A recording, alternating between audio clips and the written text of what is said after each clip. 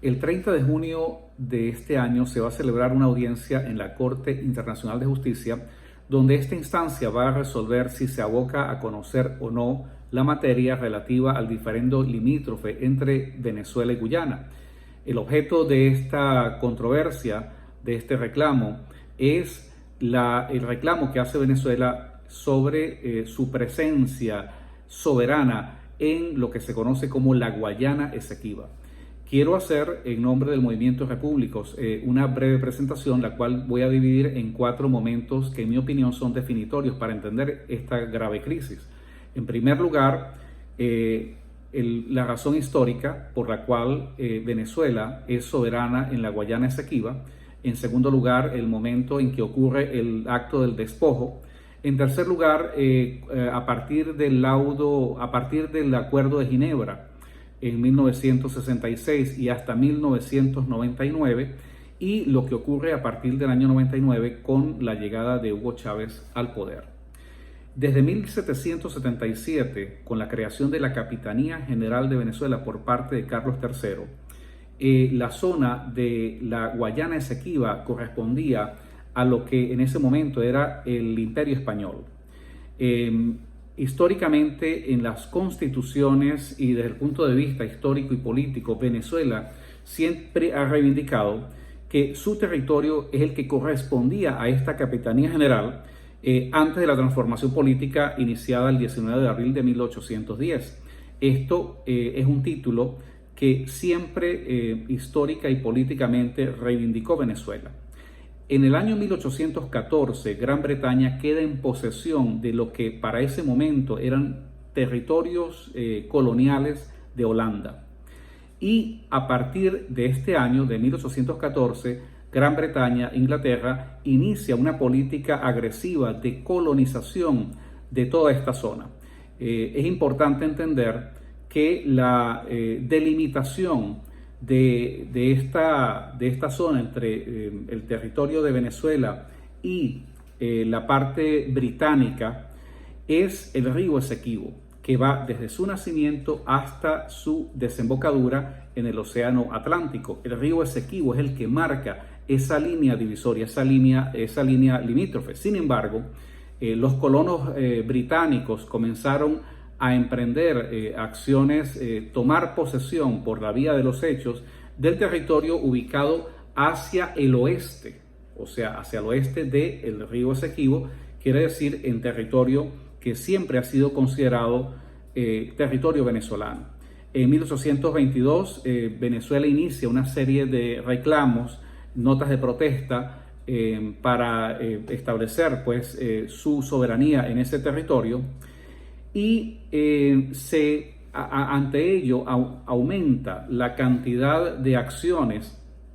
de colonización en la parte occidental, en el oeste del río Esequibo. En el año 1899 ocurre el famoso Laudo Arbitral de París. Este es un evento en el cual se constituye un tribunal especial para tratar la materia. Es un tribunal en el cual Venezuela como nación nunca estuvo representada, aunque estuvieron unos apoderados allí, y es un acto que consuma un despojo territorial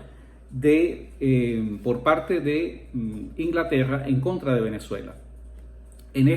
Luego, con el tiempo, se descubrirían una serie de situaciones amañadas, de cambios de cartas cartográficas falsificadas y toda una serie de eventos que configuran un fraude que fue cometido en contra de Venezuela. No solamente el hecho de que Venezuela no estuvo correctamente, efectivamente representada, sino también que en el desarrollo de este proceso se fue hecho en fraude realmente a los intereses de Venezuela, falsificando elementos, títulos y otros documentos para darle esa zona que estamos hablando, según las personas, los historiadores, aproximadamente de 159.000 kilómetros cuadrados. Luego, en el año 1948, cuando uno de los miembros de este tribunal, Malet Prevost, fallece, salen a la luz pública una serie de documentos que él mantenía, donde se comprueba y se demuestra todo el proceso amañado que llevó a este laudo arbitral a adjudicarle este territorio a la Gran Bretaña. Es por eso que en el año 62 Venezuela denuncia este laudo arbitral e inicia un proceso de protesta ante la Organización de las Naciones Unidas. Esta protesta que inicia Venezuela nos pone pues en una etapa que se demarca a partir de lo que se conoce como el Acuerdo de Ginebra. En este Acuerdo de Ginebra, que es firmado, es suscrito entre Venezuela, la Gran Bretaña y para hasta ese entonces la colonia que era la Guayana Británica, como potencialmente se declararía la soberanía de este nuevo Estado, y allí prácticamente de una manera clara, indubitable, se establece que Venezuela es justificado el reclamo por el amañamiento de esta decisión del laudo arbitral. Entonces, quizás el Acuerdo de Ginebra se convierte en el evento, quizás en la victoria más importante, porque Venezuela logra que este reclamo que está haciendo sea efectivamente reconocido. Sin embargo, hay críticas al Acuerdo de Ginebra a pesar de que invoca la necesidad de lograr un acuerdo práctico entre ambas partes. En la realidad es un acuerdo para buscar un acuerdo, lo cual lo hace prácticamente inviable. Sin embargo, abre un marco para una serie de eventos que podrían eventualmente conducir a una solución satisfactoria. Sin embargo, acá pues también podemos apreciar podríamos decir, la ingenuidad cuando se parte de un supuesto de que Guyana se vaya a desprender de las 2/3 partes de su territorio, simplemente buscando un acuerdo que se considere práctico. Luego, otro evento importante que hay que considerar es que en 1970, una vez transcurridos 4 años sin una solución a la luz del Acuerdo de Ginebra, bajo el gobierno de Rafael Caldera,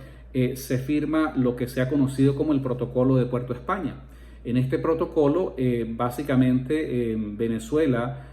a iniciativa de Venezuela, se impulsa la posición de suspender o de congelar estas negociaciones prácticamente por 12 años. Es otro evento que los historiadores y los venezolanos deberíamos analizar, deberíamos discutir, pero no es el objeto de mi presentación en el día de hoy.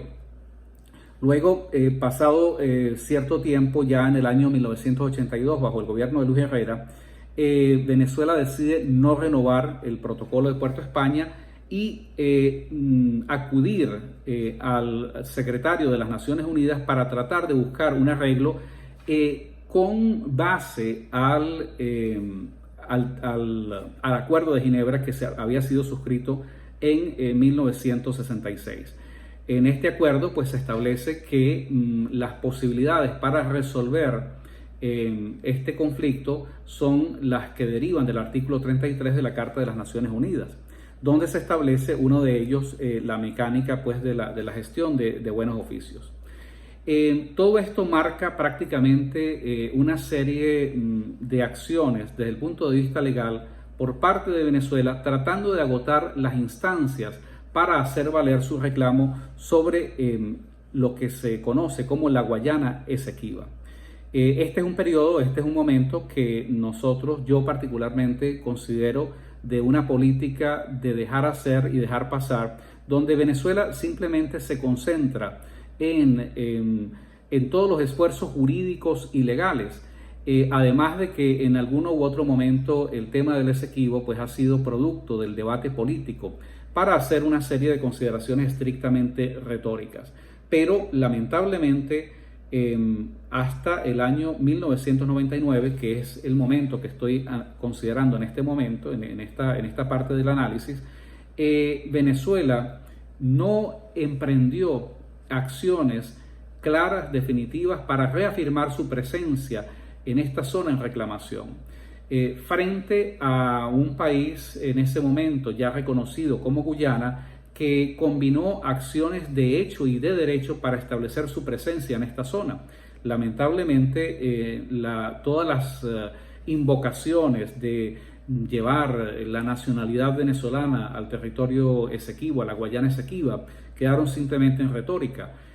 simplemente hacer ejercicios simbólicos. Quizás en alguna oportunidad las Fuerzas Armadas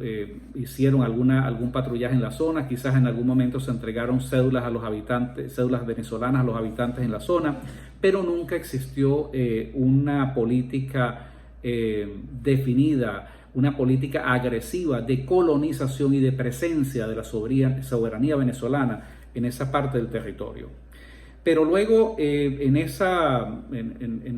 nos lleva prácticamente de ese momento hasta 1999, prácticamente de una situación donde todo quedaba en las mesas de negociación. Luego, con la llegada de Hugo Chávez al poder, las cosas cambian, pero cambian para peor. Cambian para peor porque ya a partir del año 99, el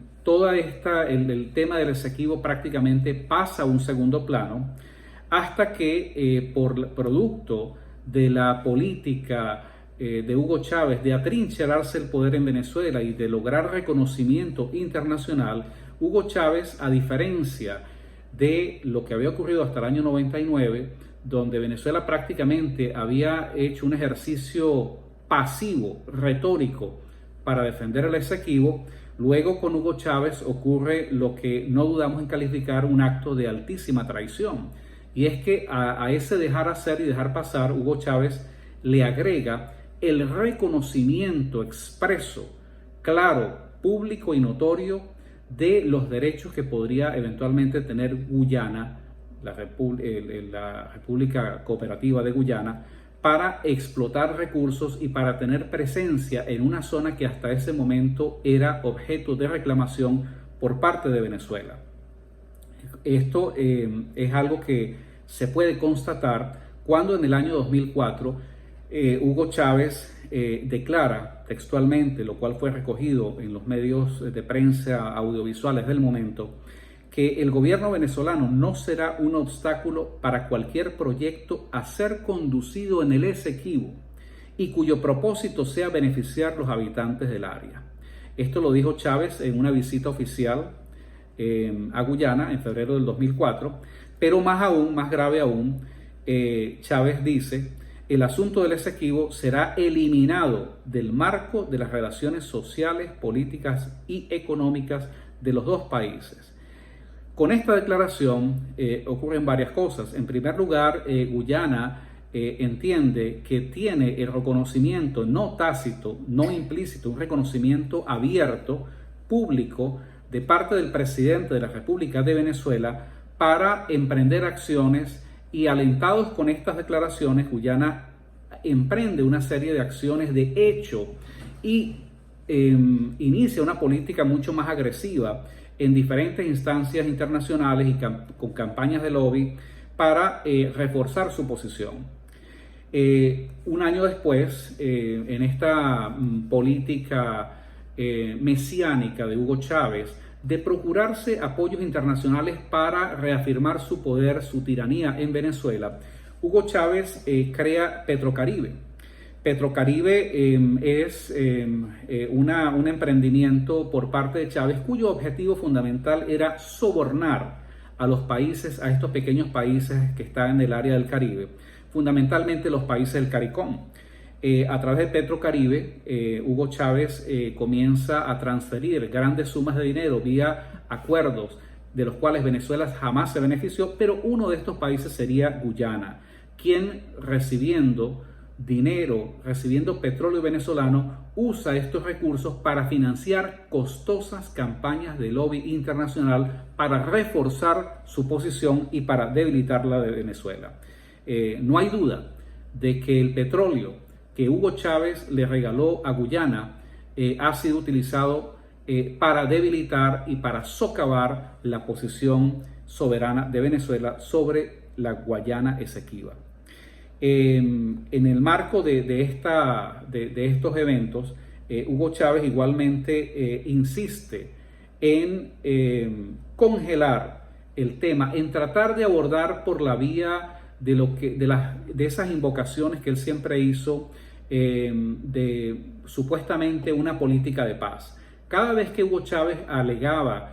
una política de paz frente a Guyana y una política de paz en el Caribe, en realidad lo que Chávez quería decir era una política de soborno abierto para que estos países del CARICOM se alinearan con sus políticas en la OEA, y en ese momento estaba planteada la posibilidad, Chávez quería tener a un miembro en el Consejo de Seguridad de las Naciones Unidas, y el intento de que Venezuela pudiese lograr esta posición costó que Chávez le reconociera estos derechos, tratara de una política blandengue, una política entreguista, tratar supuestamente de coquetear o de seducir a Guyana, pero se encontró con unos guyaneses que estaban dispuestos a no hacerle concesiones. Guyana y todos estos países del Caribe le recibieron cantidades de dinero y de petróleo a Hugo Chávez, pero luego a la hora de definir las cosas, los aspectos fundamentales, tales como el reconocimiento de los derechos de Venezuela sobre la Guayana Esequiba, estos países se alinearon, como era previsible en ese momento, se han alineado con Guyana. De manera que esa política de Hugo Chávez, ese bolivarianismo, esa hermandad de los pueblos, ese decir que Chávez lo dijo muchas veces, que no había diferencias entre los pueblos suramericanos, ese sueño mesiánico de una América del Sur sin fronteras, es la expresión de la política chavista disolvente del Estado Nacional. Una política que entrega el territorio, una política que no solamente le entrega la Guayana Esequiba a Guyana, pero que también se materializa hoy en el hecho de que Venezuela no tiene presencia en sus fronteras. Este proceso de desarticulación de las Fuerzas Armadas como la institución que debería salvaguardar la integridad del territorio, combinada con una política entreguista de las fronteras, es lo que tenemos hoy como un balance, como una constatación histórica de lo que ha significado la acción nociva de Hugo Chávez en Venezuela. Pero luego, en el año 2010, por gestiones del entonces secretario general de las Naciones Unidas, Ban Ki-moon, se designa a una persona llamada Norman Girvan como un gestor de buenos oficios. Norman Girvan es un diplomático de Jamaica. Jamaica es uno de los países beneficiarios del CARICOM, y en estos procesos normalmente al designar un gestor de buenos oficios, sin lugar a dudas la ONU consultó a ambos países, consultó a Venezuela, consultó a Guyana, y aquí nos encontramos frente a otra demostración de la traición de Hugo Chávez cuando acepta que una persona con intereses directos favorables a Guyana, como un representante de Jamaica, sea el gestor de estas acciones supuestamente de buenos oficios. Luego, esto entró en los últimos años en una etapa de indefinición, más que todo porque frente a esa política pública, notoria, frente a esa declaración, frente a esa concesión que Hugo Chávez le hace a Guyana, combinado con unas acciones eminentemente retóricas, un dejar hacer, dejar pasar, con el hecho de no emprender acciones contundentes para reivindicar la presencia de Venezuela en la zona de la Guayana Esequiba, esto fue aprovechado por la contraparte, que es Guyana. Por el contrario, frente a esta indefinición de Venezuela bajo el chavismo, Guyana emprende con recursos que obtiene directamente de Venezuela, y ahora con todo invirtiendo grandes cantidades de dinero en este lobby internacional, Guyana emprende una política agresiva por la vía de los hechos y del derecho para tratar de fortalecer su posición. Es por esto que en el año 2015, cuando la ExxonMobil descubre que hay grandes yacimientos de petróleo en la zona de reclamación,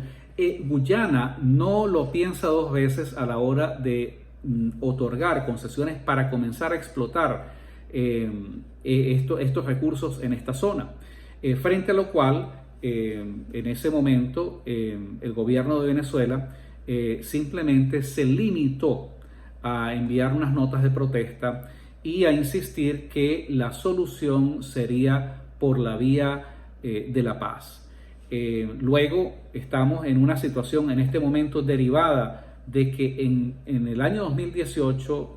el secretario general de las Naciones Unidas decide enviar este caso para la consideración de la Corte Internacional de Justicia, la Corte de la Haya.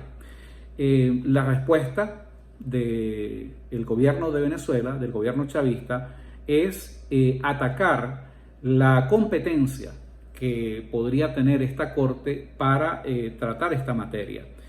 Nosotros tenemos que, en este sentido, hacer la consideración de que efectivamente Venezuela tiene otra serie de recursos jurídicos a su alcance y que es cierto que Venezuela no debe reconocer la competencia de esta Corte Internacional de Justicia. Sin embargo,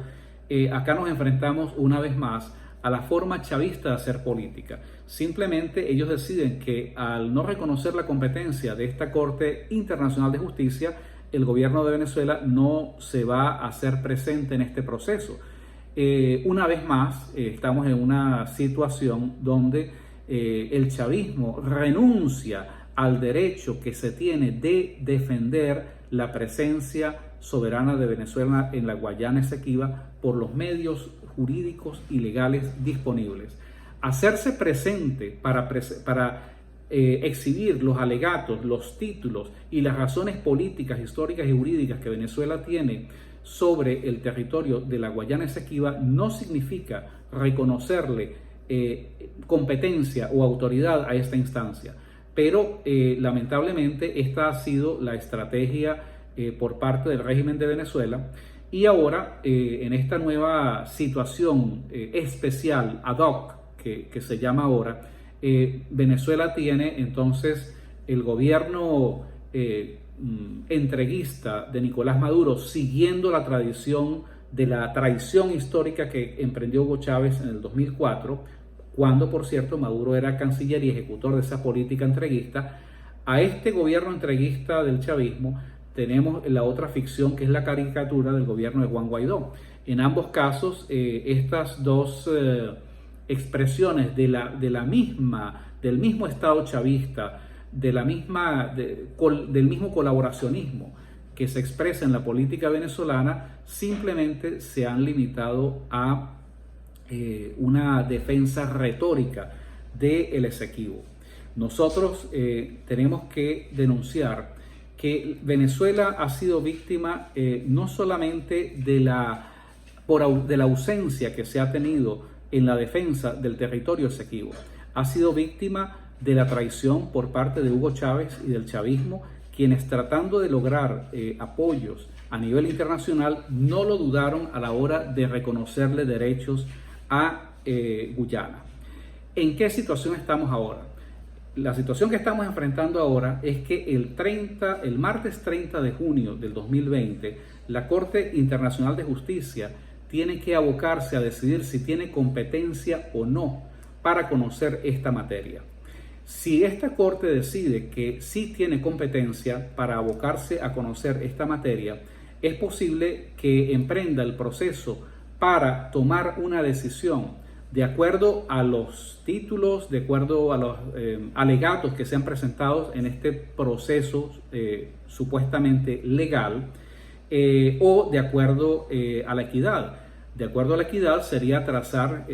quizás una línea de acuerdo a algunos puntos de referencia, pero hacer una partición que en este momento o que bajo ninguna circunstancia podría ser aceptable para Venezuela, porque eso significaría aceptar un despojo de lo que Venezuela históricamente ha considerado como parte de su territorio soberano. Frente a esto, lamentablemente nos encontramos en una situación difícil, en una situación de desventaja por las condiciones objetivas, jurídicas y materiales. Nosotros, los repúblicos, creemos que estamos en una situación donde es necesario reivindicar el patriotismo y el nacionalismo. El patriotismo significa la defensa de la patria y la patria es el territorio. Estos son los conceptos básicos fundamentales que hoy no le enseñan a los soldados ni a los militares venezolanos y en general a los venezolanos. Renunciar a defender el territorio de la República de Venezuela es un acto de traición. Para nosotros es importante invertir todo el esfuerzo que sea necesario para defender la integridad del territorio de Venezuela, pero igualmente es muy importante que los venezolanos podamos hacernos parte de esta lucha por la vía de estudiar y de entender la naturaleza de este problema. Al expresar las críticas que hoy he expresado en contra del papel instrumental que ha jugado el chavismo para entregar el territorio Esequibo, no estoy haciendo ninguna consideración ideológica. Por el contrario, las concesiones que hizo Hugo Chávez a sus taras ideológicas son las que nos han traído a esto. Lo que yo estoy haciendo es simplemente una constatación histórica de un acto de traición que debe ser corregido. Los repúblicos proponemos la necesidad de agotar en forma inmediata todos los recursos legales, todas las vías legales y las vías de hecho para restablecer la soberanía de Venezuela en el territorio de la Guayana Esequiba. No nos planteamos de otra manera, no puede haber otra forma que no sea una que conduzca a la protección integral de toda esta zona sin negociaciones que signifiquen repartir este territorio como si fuese una torta. Para nosotros, la defensa